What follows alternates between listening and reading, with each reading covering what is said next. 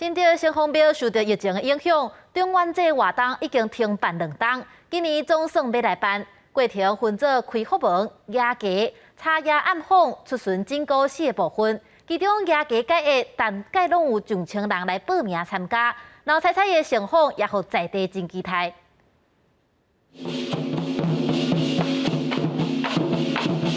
精彩表演宣布，今年的新丰节活动正式恢复举行。因为疫情，新丰节进行小连续2年停办。新丰节主要活动夜街改下，台北吸引9000人参与，代表为家己过去1年来所犯的罪恶赎罪。在家就是说承认有罪，然后我们最后到北韩的时候再脱家，把你的罪过脱掉，这个含义都有点缩小。但是我们最主要的汤家跟这个7月初这2个部分去做。